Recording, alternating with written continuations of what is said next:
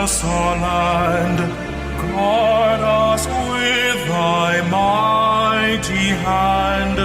Keep us free from evil eyes.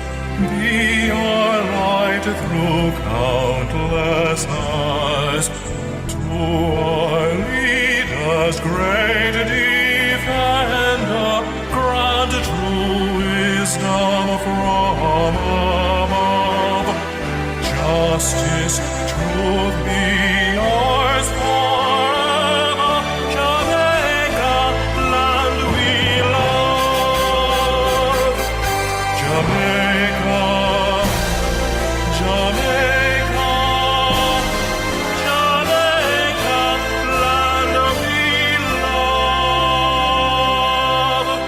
Teach us true respect for all. Stir response to duty's call. Strengthen us the weak to cherish. Give us vision lest we perish. Knowledge send us, Heavenly Father. Grant true wisdom from above. Justice, truth be yours forever. Jamaica, land we love. Jamaica, Jamaica, Jamaica, land we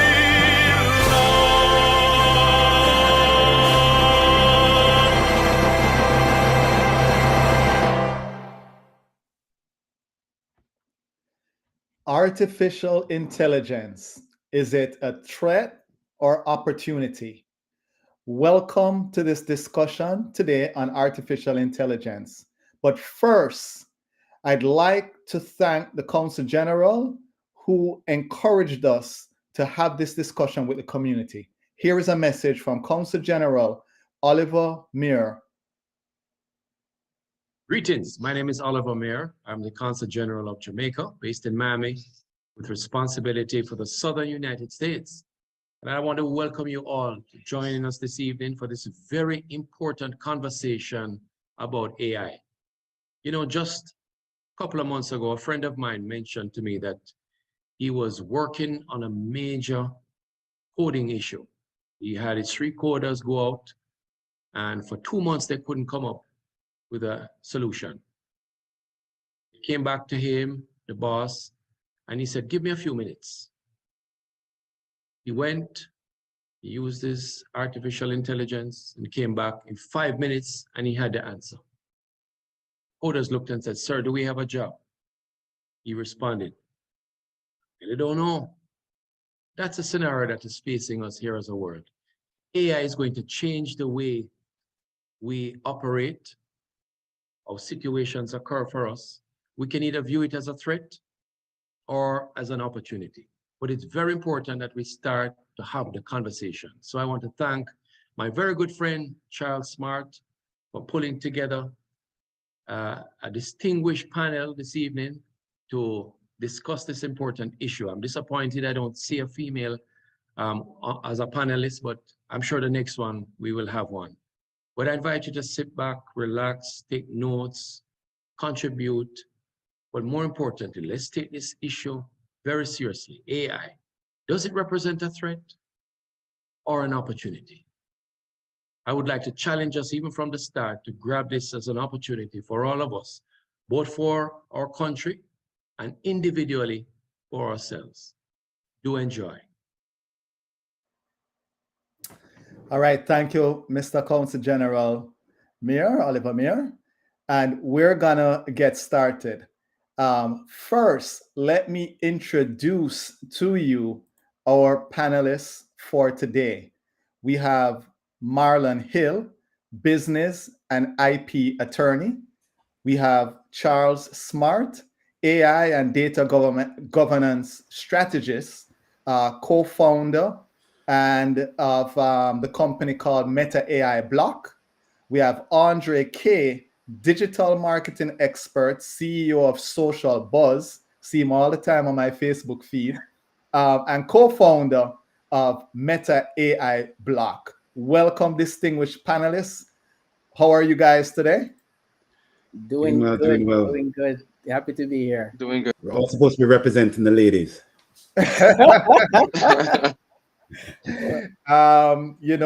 Next time around, we will get some ladies, and please, ladies, join in the discussion. If you know someone who is interested in this topic, please bring them right along. I've been asked to host this. I've been looking forward to this discussion because it's something that is out there. We see it every day. It's in the news. And, it's an important topic. I'm glad that we have you guys, some experts at this, Jamaicans, who can talk to the issues of AI, artificial intelligence. And let's start the discussion. We're going to start right at the top. What is AI? Well, I'll jump in with that. Thank you so much, Xavier, for having us and hosting today, and all of our guests. Really appreciate all of you joining us. The conversation around AI has been happening for some time, but I think it kind of hit pinnacle in the last few months with ChatGPT, and everybody is kind of now aware of this concept. And artificial intelligence, the way I think about it, is like a baby learning something, and then as it learns something, it's able to then repeat that action. And so when you think about AI, think about something that is trained to do something, and then after it's trained to do that thing, it can continue to do that function. I also want to touch on another part of AI, which is there are different types of AI, right? So there is what you call narrow AI, which is focused more on a specific task. It might be able to do one specific thing. So it could be trained, for example, to understand or to learn a language. And it learns that language and it can do that particular thing very well, but it couldn't do anything else, right? It couldn't create a song. It couldn't, create an image. And then you have what they call generative AI, which is trained on a number of different things, or it could be even a specific thing, and it can use it for creativity. So because it's been trained on that thing, it knows it inside out. And because it has all this data, it then can go back and use what it's been trained on to go back and then create something that looks like or is like what it was trained on. And then the final part of it is the part I think everybody is scared about, right? Which is general intelligence. And that's when AI is able to operate very much like a human being and think like how we think. And not only is able to generate things, but is also able to come up with its own ideas and think for itself. So when you think about AI, think about something that has been trained for a specific thing. And the thing I can say for everyone right now is we are not at the stage of AGI, which is artificial general intelligence, which is the scary part. We are close with the generative AI, which can create things based on things it's been taught, but it's definitely on the road to where we are going to get to the artificial general intelligence. Let me ask this question. I kind of know the answer, but how has it been used, and are we currently using? I mean, there's been an explosion, but this is not new, right? No, not at all. And I'll let Andre jump in there a little bit and talk a little bit about the past and how it's come to where it is right now. So AI in itself is not new, right? So we use things daily for years that's powered by AI. So if you look at Alexa, if you look at Siri, if you look at Uber, if you look at, there's a bunch of other things that you've used daily in your life, and those are powered by AI, right? As Charles said, those things are designed to do one specific function, right? And so now as stuff move forward with AI and more is becoming more public, I think generative AI is just an easy way for people to zone into or get used to what AI is before it scales to that next level. So now is a great opportunity for people to start jumping in, learning it, understanding it before that curve's hit, and we'll talk about that curve later. All right, all right. So, one of the things people ask, and I'm asking, who is teaching AI, or where is it getting this information that's there? And then on the flip side of it, I have Marlon here, who is on the legal side. And how legal is it, the information all these AI or artificial intelligence tools are getting? How legal is it using it? So I know I throw a bunch of questions there. I don't know who wants to start. Well, I think Xavier, it's important for us to know that this is a skill or tool that is emerging, right? And this is why it's important for all of us to learn about these things, even though many of us panelists, those of us who are watching online, may be involved at some level. This is really what it's all about, right? We learn these technologies, these skills, and these tools, and the society kind of figures out, as a lawyer, we are basically social engineers, right? We evaluate policy, create laws based on what society is really dealing with at the present, right? So artificial intelligence, AI is one of these emerging technologies that is not new. I mean, like Andre said, Siri, Alexa, on your phone, all of these things, facial recognition when you go to the airport, and know that if you have the what's the travel? I know, Xavier, you travel a lot. When you global entry pass, and instead of showing your card, now you just go up to the screen, they tell you to take off your glasses, right? And all of that is trained algorithms, right? Someone has to create the back end in order for that to occur. So that key word that Charles mentioned earlier, being the system, that is something that everyone needs to be familiar with. Understanding whatever platform you're using, who's training, writing what you put in and what you get out. That is very, very important.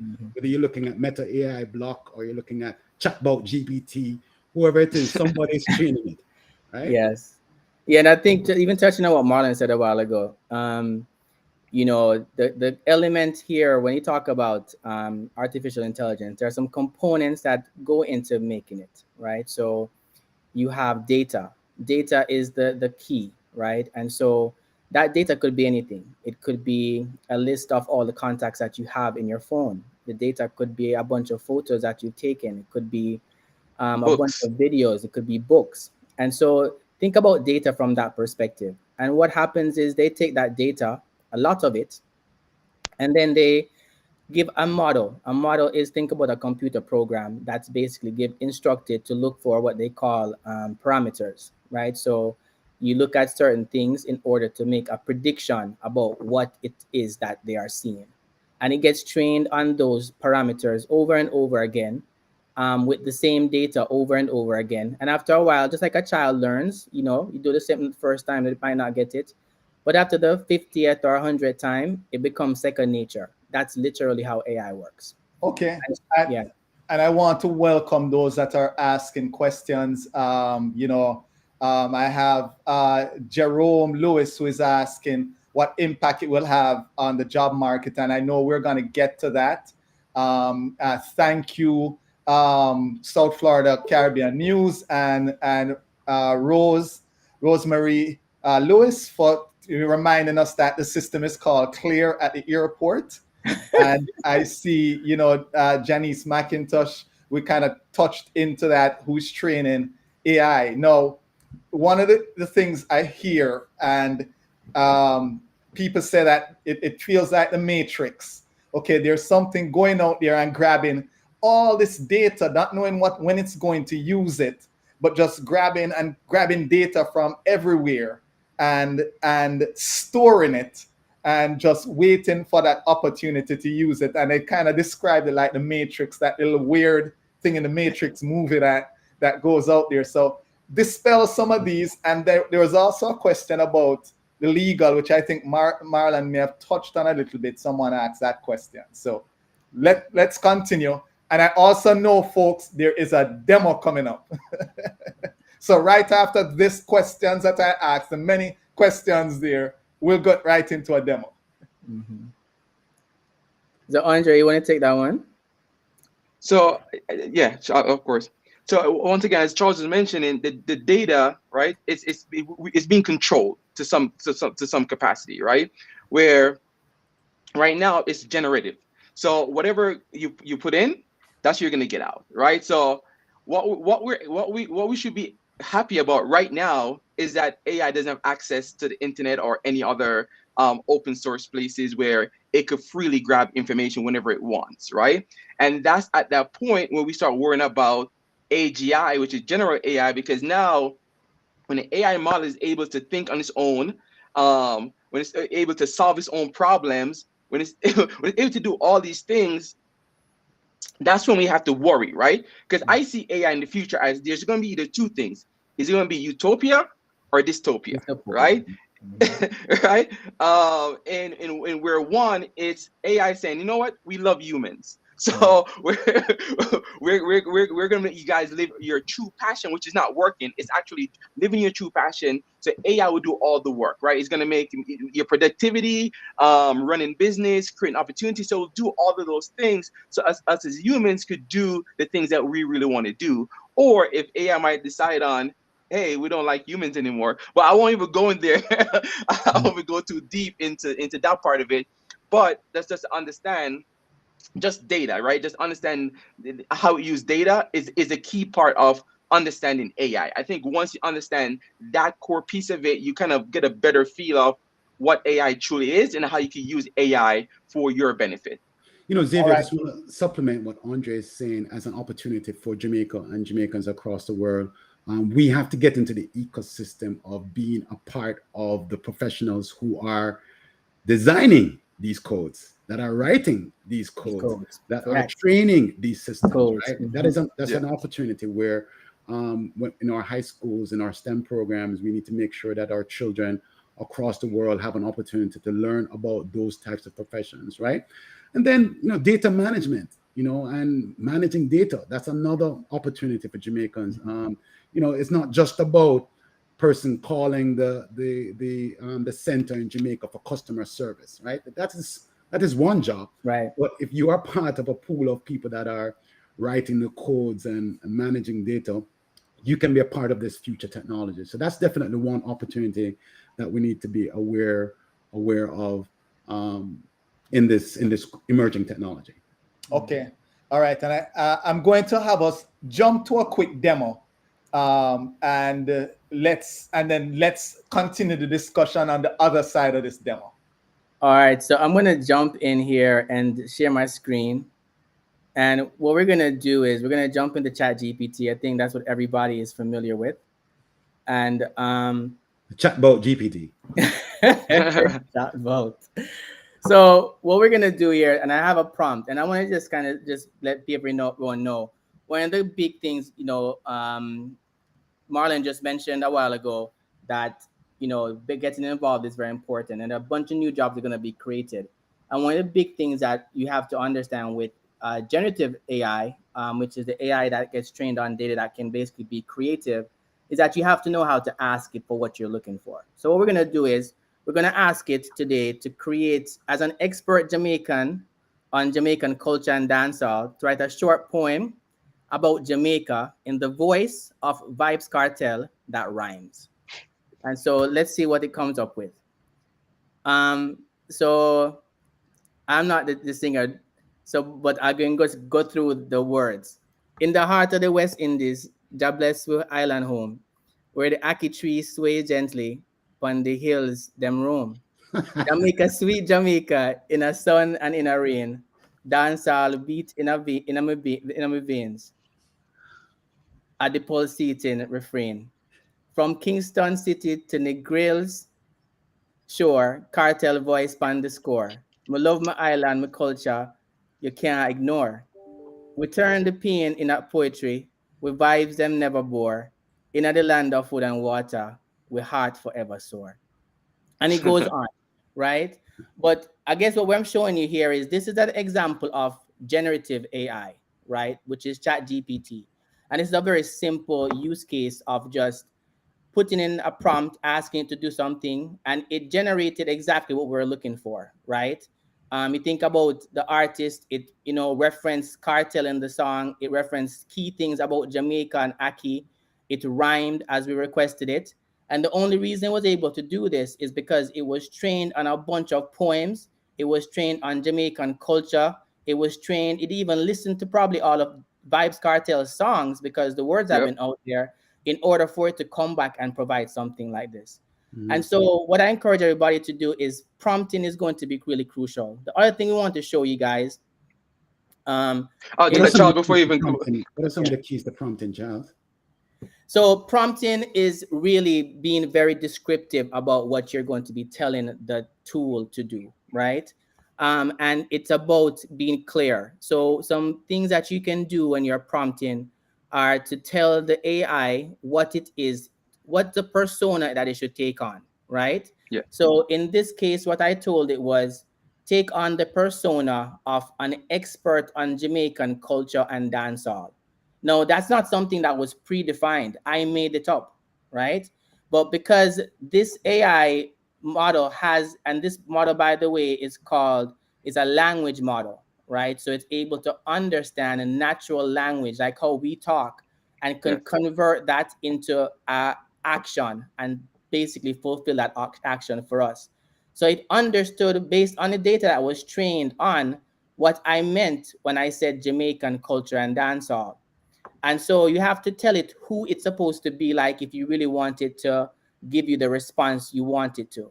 And then by me telling it here that in the voice of Vibes Cartel, it automatically knew how the tone of the poem needed to be. It didn't give me a poem that was in English. You can also see that it used underscore, and Jamaican lingo in patois in how it basically did the poem. And this area don't kill me, the Jamaican language, right? But it's just a language. That is literally how it works. But prompting is a key element that is, for anyone out there that wants to get the most out of AI, that they need to really look at the framework about how to prompt and learn that skill, because that skill, literally right now, there are jobs on Indeed for $300,000 plus for people who just know how to ask the right questions from AI and generate the content. All right. And Charles, before you jump over there, let's take a step further. If we wanted to, if we had time, we would say for another time, we could have taken that poem, right, from Vibes Cartel, and we could go into an AI, a voice AI, and put that in it so to actually create a song with Vibes Cartel singing it. Wow. Yes.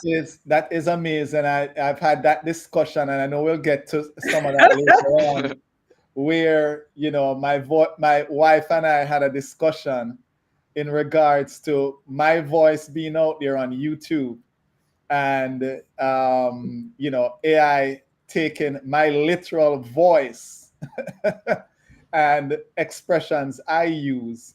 And, the scamming on that is heavy.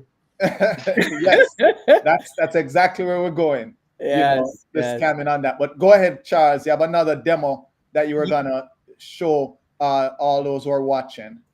Yeah, so what we just showed you a while ago was one example of how to use and a tool. So one of the main tools out there, ChatGPT is definitely the one I encourage everybody to go and get. There are two versions of it, by the way, version 3.5 and version 4. Version 4 requires a payment of $20 a month. It's absolutely worth it because you get so much more realistic because it was trained on basically almost 5 times as much data as the previous version. This is another AI tool that we're going to be talking about called Midjourney. And how you access this is you go to discord.com. That's discord.com. And then you basically sign up and there's a Midjourney bot. Bot is like a chat bot or it's a AI bot that they've created within the platform that basically has been trained on billions of images. And so what we're going to do with this today, in order to do a prompt in Midjourney, you type in backslash or forward slash, mid imagine, and then prompt. And then going back again to what we talked about prompting, there are key elements that you want to make sure that you put here in the prompt. So I'm telling it that I want to look at downtown Kingston, Jamaica in 1970 on a Saturday afternoon, and I want it to be photorealistic. And I want the aspect ratio of it to be 16:9. And I'm going to see what it generates here. And as this is going through, what this is doing and how this is able to do it, you can see another image I created earlier, which was a happy African girl from Ghana, 5 years old, hyper-realistic. And it generated an image, those images. And I could have selected any one of those images and used it. And I'll let, Marlon talk about the legal, ramifications of using this kind of the content that's generated from AI, because there's also a lot of conversation about that. But as you can see here, it's generating the image, and it's going through and looking at all the images that it has and the context of it. So it's not just looking at the description of what I asked it for, but it's also able to understand context and understand what Jamaica would look like in 1970.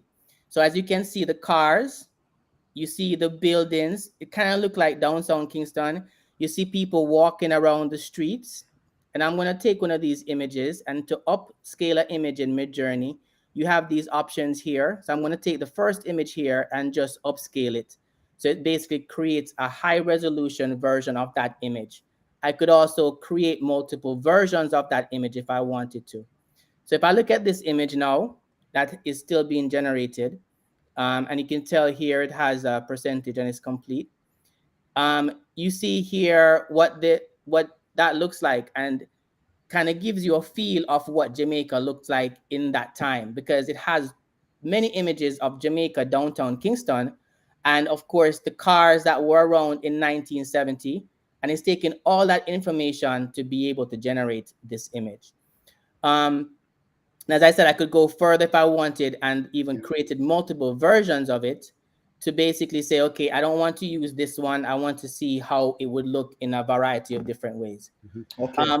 And Xavier, part of the challenge in terms of the prompts and the information that we put in, the input and the output, human intelligence is something that still exists, right? Because you have these panelists that are on here, albeit we're all men. We have men and women who are very creative people. As Jamaicans, we tend to be entrepreneurial and innovative across the world.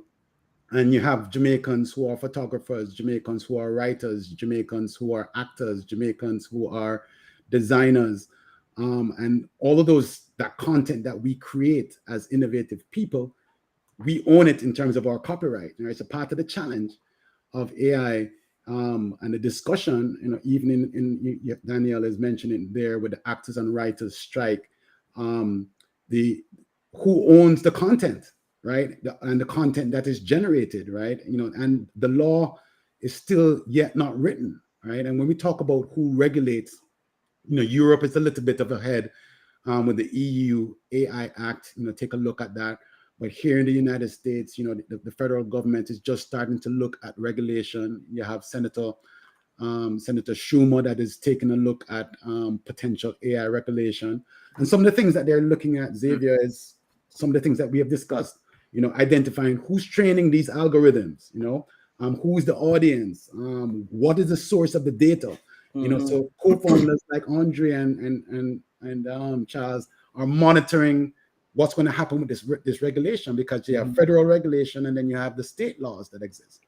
And then it hasn't even reached Gordon House yet in Parliament. Yeah. Right. At some point it will.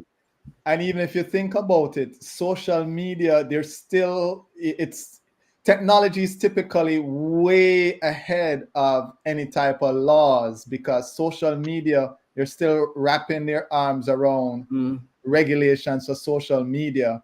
But there's a balance, because you don't want to, the understanding is they don't want to slow people down and slow down innovation. Right. And it's a tight balance, because other countries are moving.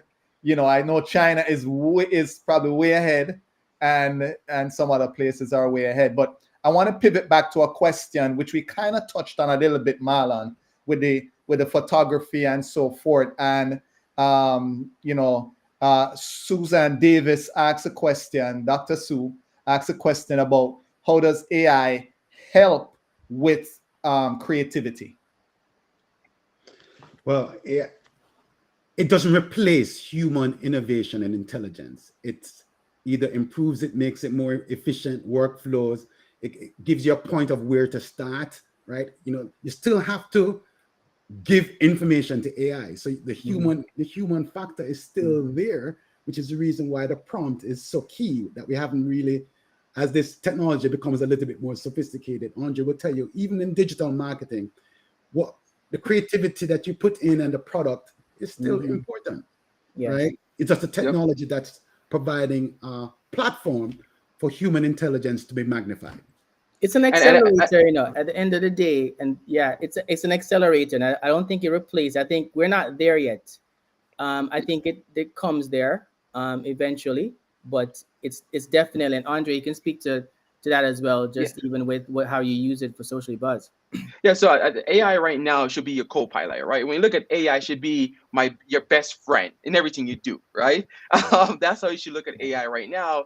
And how can I use AI to make my life better, be more productive, save time, and save money, right? Literally, you can use AI to do that.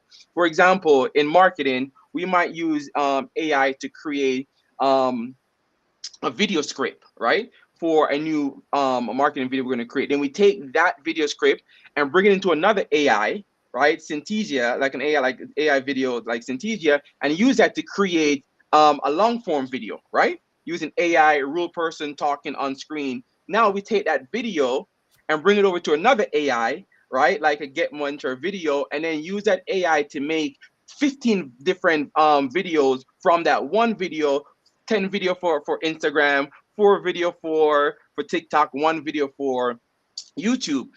That would have normally take me weeks, right? To shoot a video, write the script, get the actors, do this whole thing, upload it. But now with AI, it took me 15 minutes, right? How much time did I just save myself and my clients just using AI? So I look at AI as a co-pilot. So you take it and decide how it can make your life better, how it can help you to, as Charles said, accelerate what you're doing in your business or in your life or your creativity, right? So that's how you should look at AI. I know, Xavier, right now we are beta testing at our law firm an AI platform called Consul, developed by a company called Case Text. And we are beta testing it right now to help improve our legal research. But you still have to trust and verify. Yes. Anything that you use AI for in your professional or personal life, you need to trust and verify still. Don't leave it to the technology to provide you with the efficiencies that you need. Trust and verify is a bottom line rule to counter the threat that AI may have to your personal and professional life. Yes. You know what you just said a while ago also, Marlon, speaks to another part, in part about ethics, right? Ethics is a big part of, it speaks to a number of things that you mentioned actually. You talked about getting involved and how important it is for us to be a part of the contribution to the development of these emerging technologies. And you know, you talked about how we leverage data, because the input here for AI is data. So if our data is not considered, if our information is not a part of the algorithm that is being developed, then it's not going to be able to understand us. It's not going to be able to respond to us. It's not going to be able to understand context. And those things end up creating, you know, maybe not intentional, but unintentional, what we call biases in the output, right? Because if it can't, if you train, for example, the images on only, if I say, create me a beautiful woman, and the only beautiful woman it creates are white women, then you know that the model was only trained on a particular, you know, set of group of people. And so it's very important that we're part of the conversation so we don't get left out. I think you make a very important point, because I remember the frustration many people, including myself, have with technologies like face recognition. And also, this one may sound simple, but when you go in to wash your hands and it automatically, you know, you put your hands between there, you say, you know, you'll see Caucasian people go in, boom, it happened.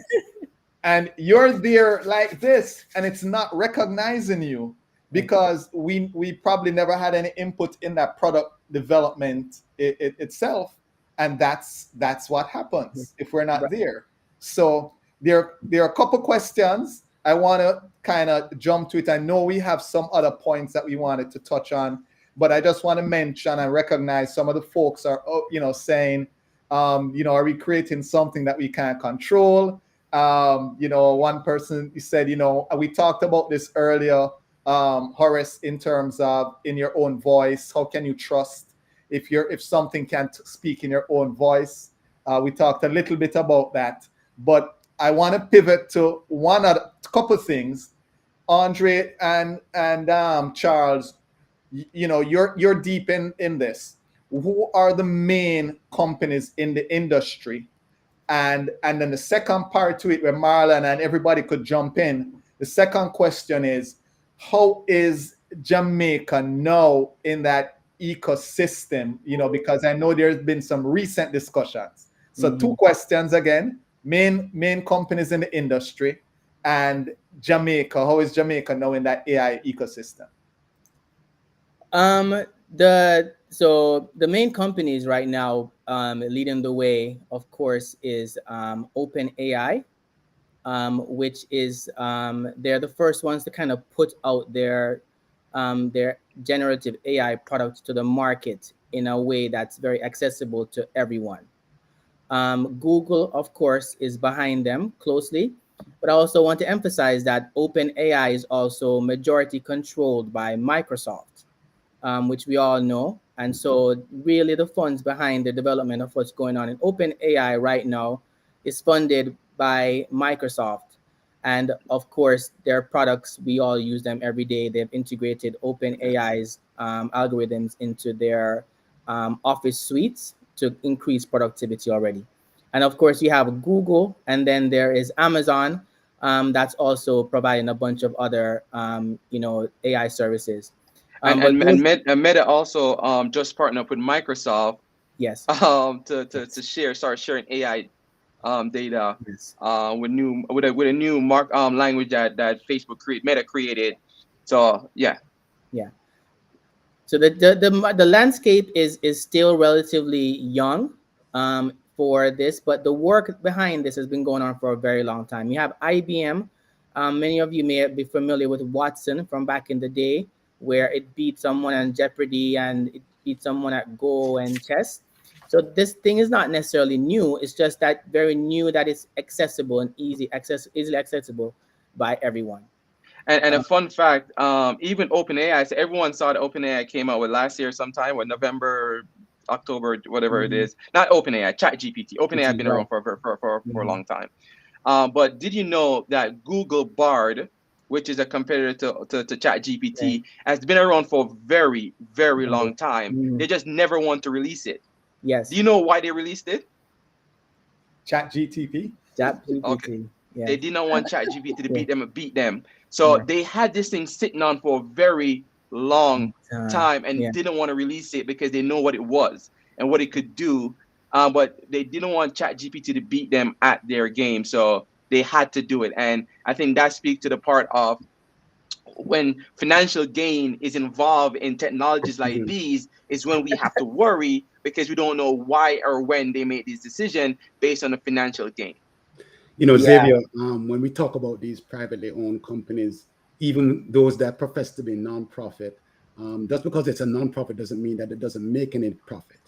So when it's OpenAI, Microsoft, Google, Chatbot GPT, it's very important for us to really monitor, like we do in any other industry, monitor these companies, make sure that they are conducting themselves in a way that protects the consumer, not takes advantage of the consumer, right? This is the danger of emerging technologies. And the reason why sometimes you need law in society is to kind of put some barriers and boundaries.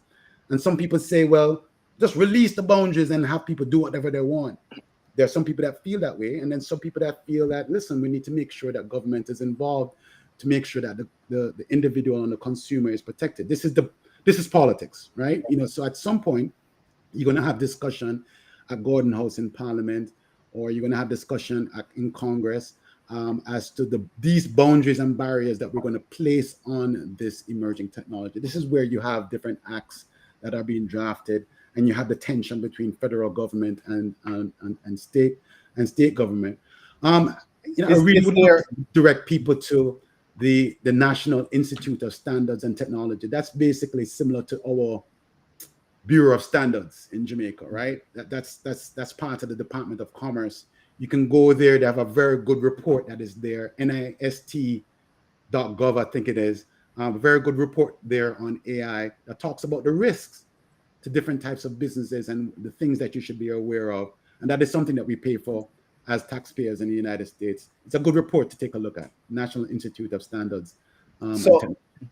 So basically, and I know we touched on Jamaica, basically nothing regulates AI at this point. Is that what I'm hearing? Or Yes. Wild Wild West. Yeah, Wild Wild West. And I'll say something about that that's very important to understand. You know, the difference about this whole thing that I think even our regulators who are generally slow to address technology or address emerging technology, they usually wait for something to happen. There's usually some catastrophic thing that happens that then forces or accelerates how quickly things get regulated. Or can I say a lawsuit? It could be a lawsuit, or it could be danger, right? It could be somebody getting hurt, right? Marlon gets a call from a photographer or a content creator like Jamaicans.com and says, I'm seeing something that looks very similar to what we created as a content creator. Yeah. And we're taking it all the way to the Supreme Court or the British, what's the British court, Marlon? Privy Council, yeah. The Privy Council.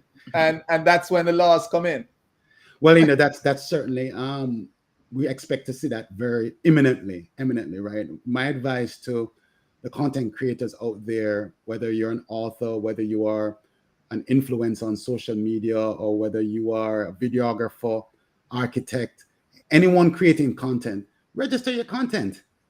Register it with JIPO, register it with your copyright office, register your content, and then allow the technology to do whatever it does. And if you feel strongly about your music or whatever content you created has been infringed upon, then you can go to court based on the law that's on the books now. Right. And the Copyright Act is there to protect you, and there are international treaties across the world. So if you're a content creator, protect your work, protect your brands, and then monitor the technology as it develops and assert your rights.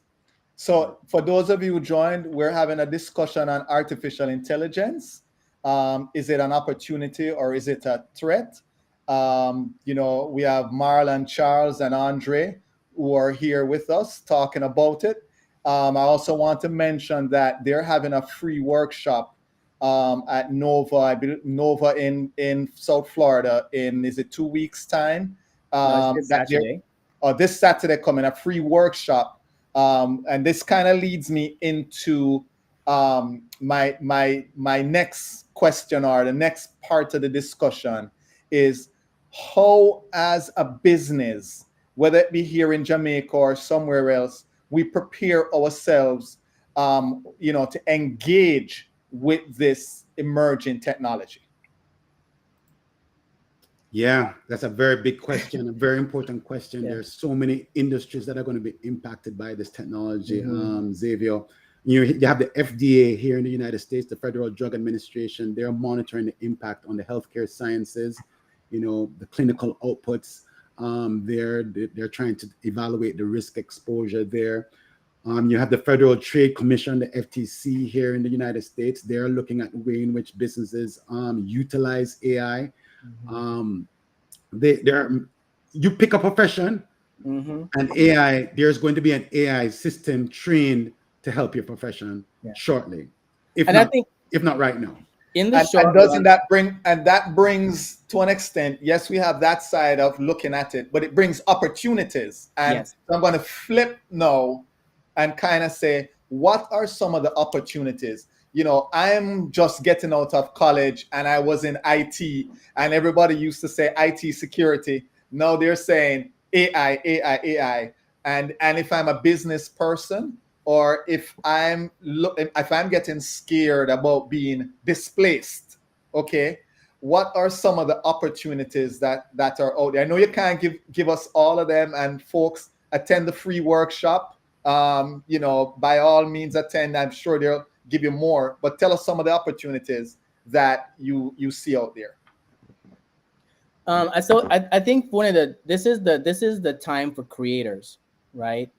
I think this is the age of, we've seen social media completely transform and create literally a new industry, right, of influencers that are making millions of dollars. What AI does is it's going to put in your hands tools that otherwise would have been very difficult for you to get access to. Information that is, that on research that you'd have to do would have taken you maybe a very long time. You can do it very quickly now. You can also use it, and I think what Andre kind of used the correct word when he said co-pilot. Look at AI as your co-pilot. There is an AI out there for it, right? Yes. And ChatGPT is probably one of the best. There are other competitive tools like, Bar that we've mentioned. But what I would say is get in and understand how to leverage the technologies to be able to use them to accelerate the work that you're doing. It will eventually replace some of jobs. Programmers, for example, ChatGPT can program, just to kind of give some quick statistics. There's a tool out there that all programmers use to store their code called GitHub. And it holds pretty much all of the code that is generated to make applications in the world. And currently it has 41% of GitHub, and that's growing. In the last 6 months is code that was generated from AI. And that's in the last 6 months. So you're talking about significant changes. But what I'm saying to people is the time that it would take you to do something, use the tools to accelerate it. And there are going to be tons of ways that you can integrate it with many other tools to be able to create your brand. One of the things that we did recently was create a brand in front of an audience in 30 minutes. If you come on Saturday, you'll get a chance to see us do that. But those are some of the things that you can do from a creative perspective. Photographers, they can use it for inspiration. Artists can use it for inspiration. Writers can use it to write things for themselves. You can review documents. You can have it write your emails for you. You can have it do research and even literally give you inspiration in ways that you wouldn't have had before. So, encourage you to get in and start using the tool and other tools that are out there as well. And then every opportunity that you have, educate yourself on it, right?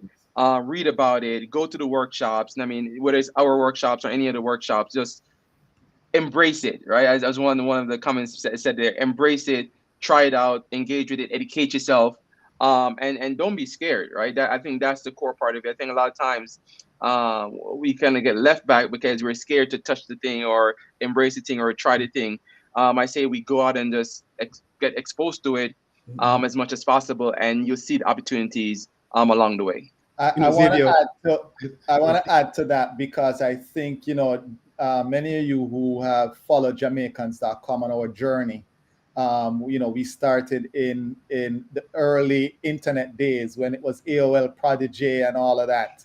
And you're talking 1995. And I do remember a friend of mine saying, that's internet thing you're talking about. That's crazy. It's never going to get anywhere. Okay. And he was like, it sounds like it's invading. He just was very skeptical. And where we are today, where we can't live without the internet at this point in time, we can't imagine a time without the internet. And so, I encourage you, as you mentioned, Andre, and the person said it there, learn to embrace and not fight it. We as humans have survived many things. And we have seen many industries come and new industries open. And I believe this is an opportunity to get in early and learn about these tools, about what you can do, and get in early. We as Jamaicans, we as people of color, we need to get in very early. Marlon, you're about to say something. Yeah, man, I just want to jump into to just say that, we're from a fearless culture, and I think that you may be thinking, geez, oh man, I was just learning TikTok. Now I have to learn something else, and yeah, you have to learn something else. I mean, the emerging technologies are going to come at you fast and furious.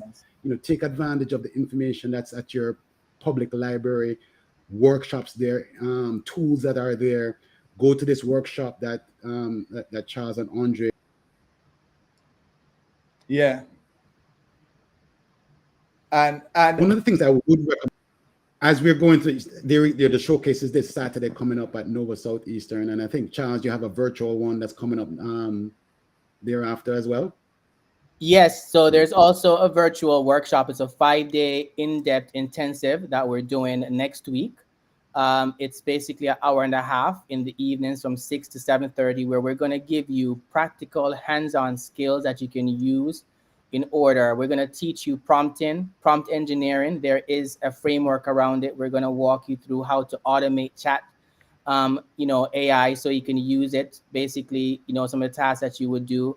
And this is for a novice. If you don't know anything about AI, or if you are a business person that even may know a little bit about it, we're going to show you a practical use cases of how you can apply it in your day-to-day life, and go in depth, hands-on. Bring your computer, virtual, no matter where you are in the world, you can log on.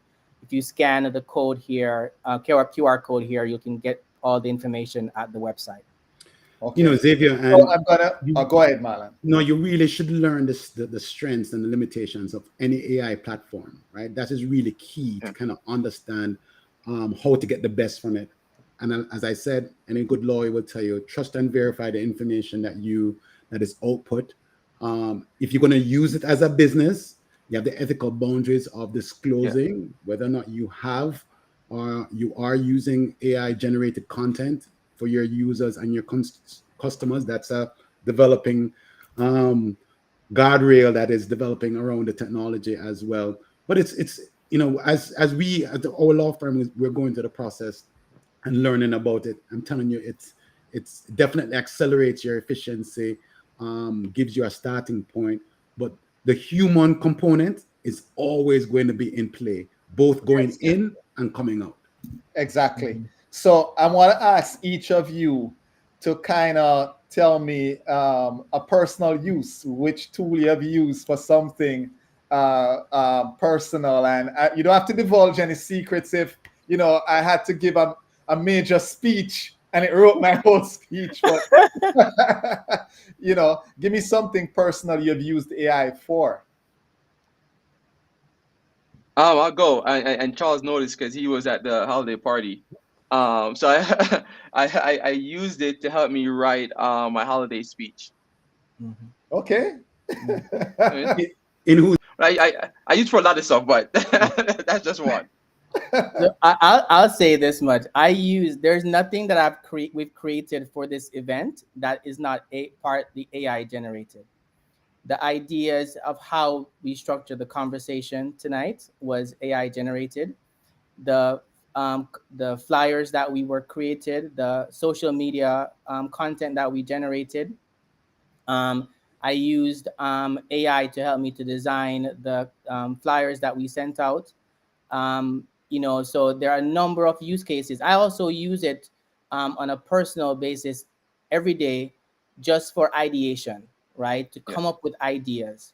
And it's not just asking questions. So I'll prompt it and I'll say, hey, I want to do XYZ. I'm thinking about this. I don't know how to do it. Can you help me and guide me, ask me the right questions, and kind of bring me through it and build on it, right? And so there are ways that you can use the technology as a personal assistant to create a whole bunch of stuff. And so for me, it's a daily, if I'm sending an email to somebody, sometimes I want to get a proper response to make sure it's toned correctly.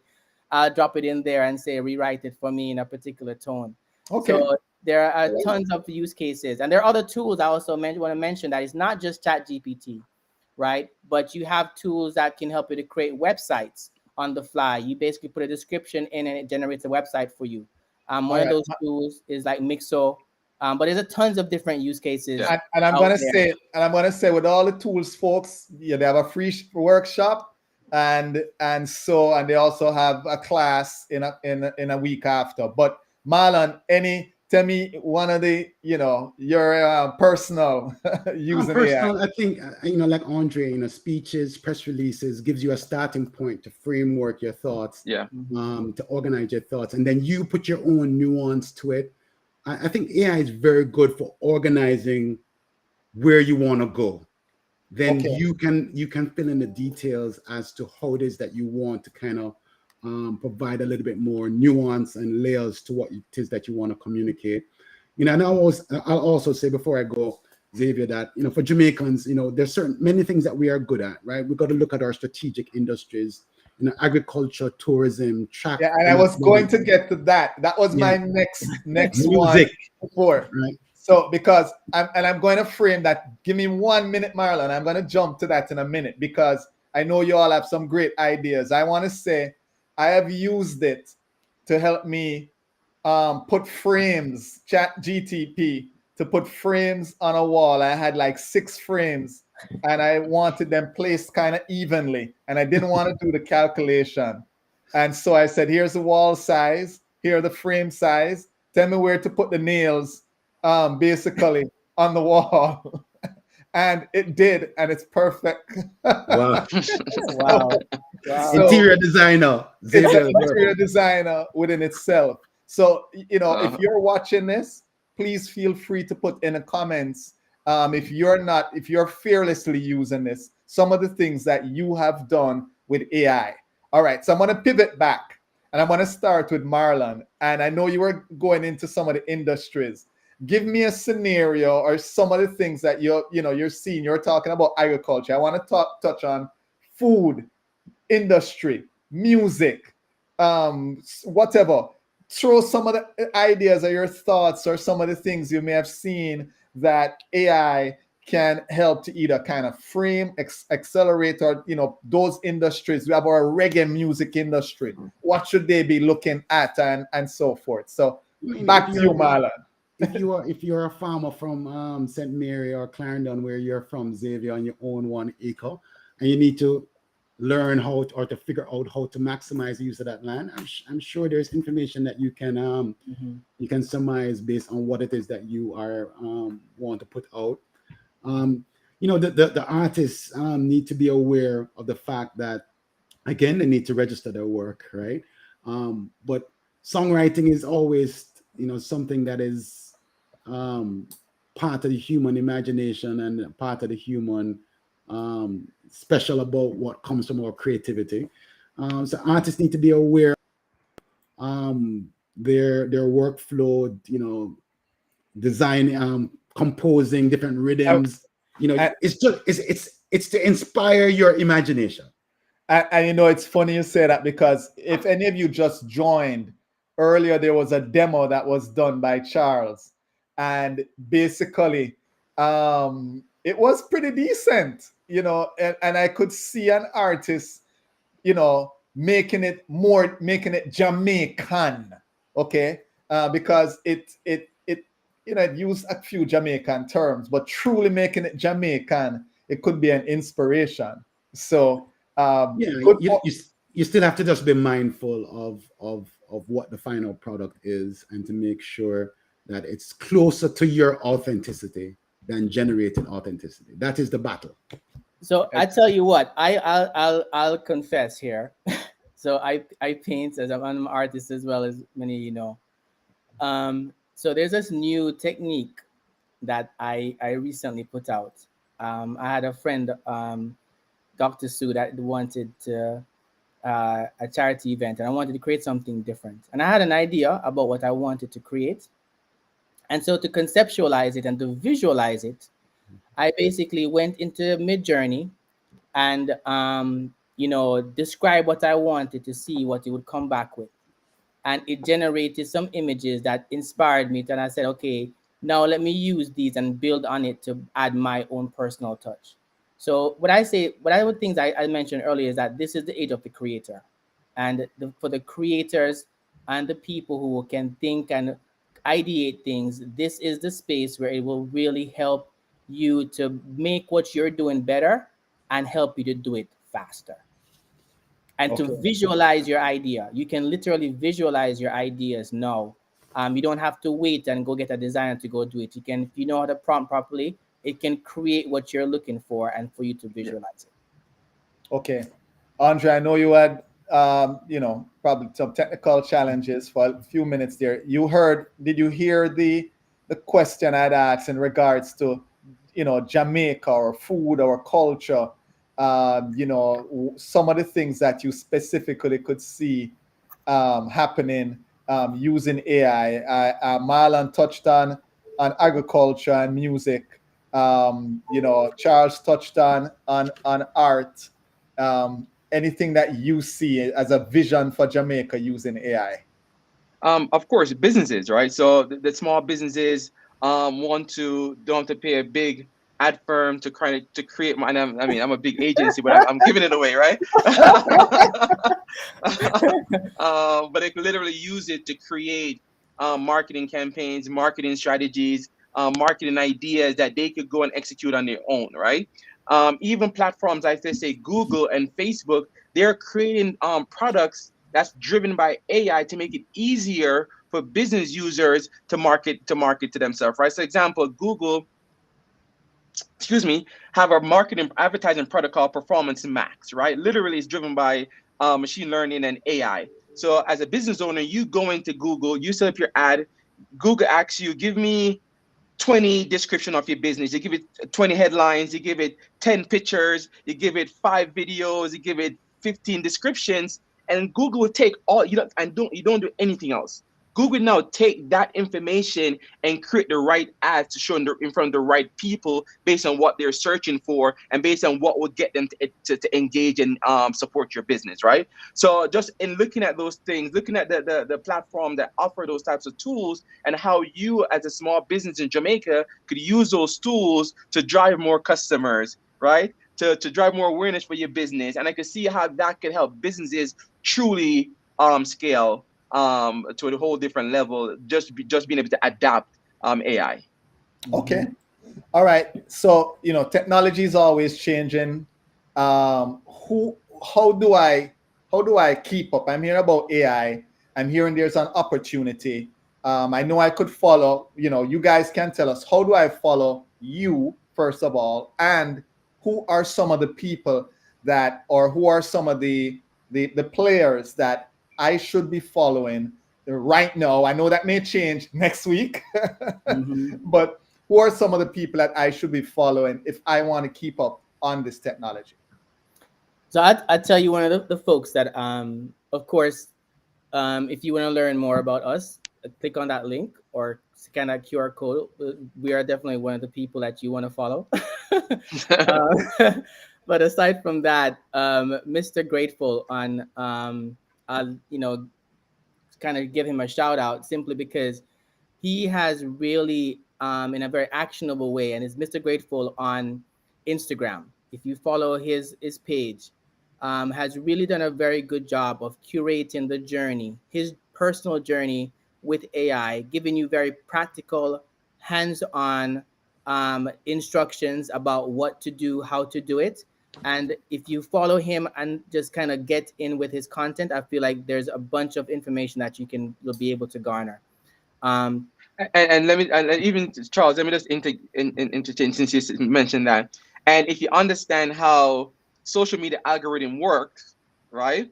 If once you start following that one person, then you're going to start seeing other related people within the space of AI, and that would also get you closer to who you should be following based on the type of content and stuff that people putting out. So remember, so I know this is not yeah, this is AI related.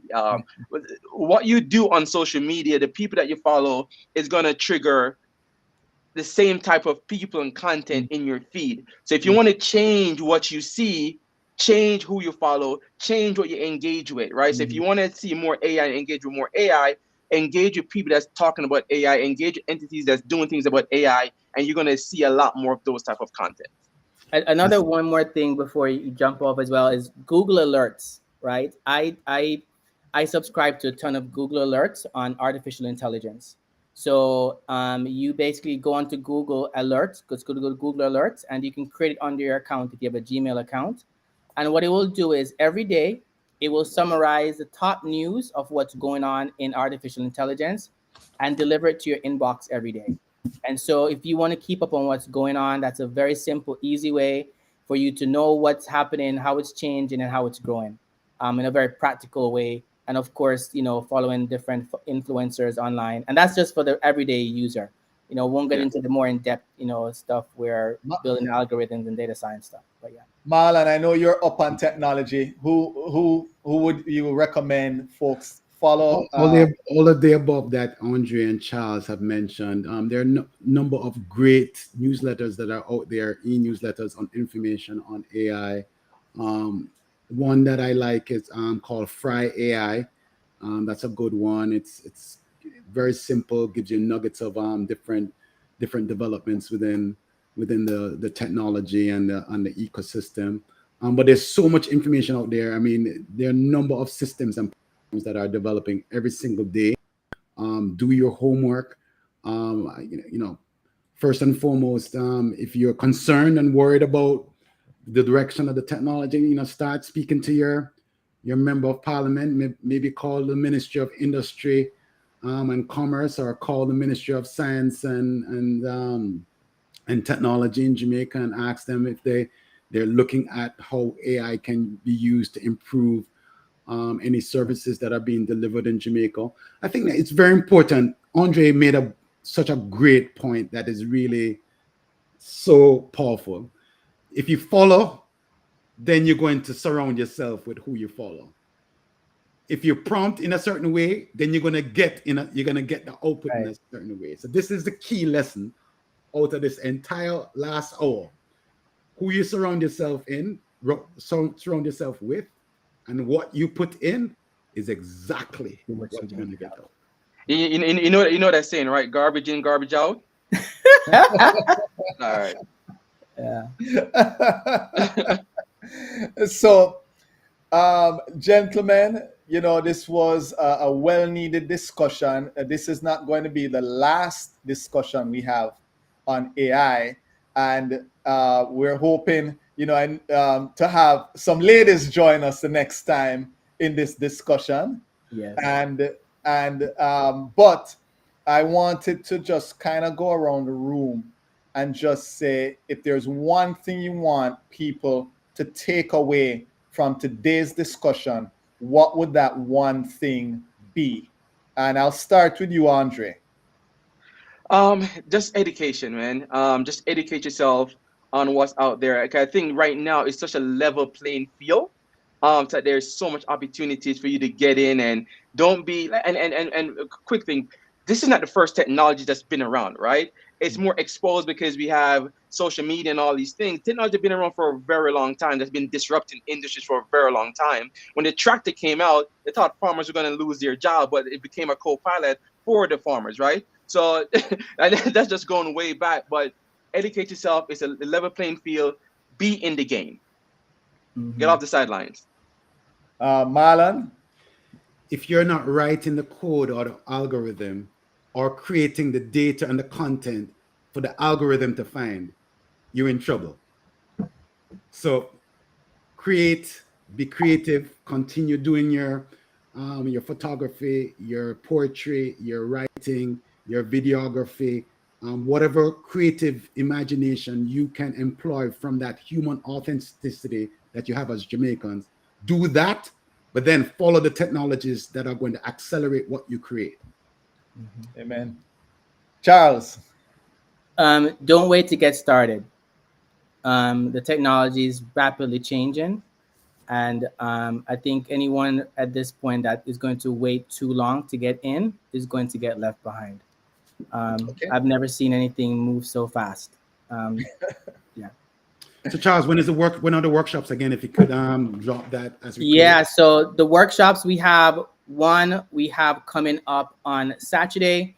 We're going to be basically showing you how to create some marketing focused workshop. It's going to be at Nova Southeastern University at the Allen Levin Center of Technology. And you can come there. It's a free session. It starts at 11 a.m. and we'll be walking you through how to create a brand from scratch. using a bunch of AI tools. And then if you want a more intensive, we have a 5-day workshop that's coming up next week. It's going to be an hour and a half, and we're going to be walking you through the basics. If you've never used AI before, if you have no idea, we're going to take you from there all the way through in a use case for practical applications in your day-to-day life. If you're a business owner, a professional, a student, or just someone that wants to figure out how to use AI, this course is for you. You'll walk away with practical tools that you can use immediately in your day-to-day life to, improve your life. So you can scan the QR code that's there to the, I think it's to the left of my head, or the one right there in front of you, and it will take you to the page where you can find out more information about it. Well, keep the comments coming, keep the questions coming. We will address them on Facebook and on YouTube. Gentlemen, again, thank you for this well-needed discussion. I think someone took one of the quotes here and posted it. Really great stuff. Let me say this. It's something I've always said about technology and about what we do. Tell your story. Mm-hmm. And I think Marlon, I think Andre, I think Charles said it. The way you tell your story may not be you verbally saying it, but it may be you entering the right prompts in there, so it starts to learn about us. The way you tell your story, as Marlon said, is you create and you continue to create. The way you tell your story, as Charles says, is you educate, and it's moving fast. So I leave you all with this. Tell your story. Thanks, and we hope to see you again. All right. Awesome. Vibes Cartel voice.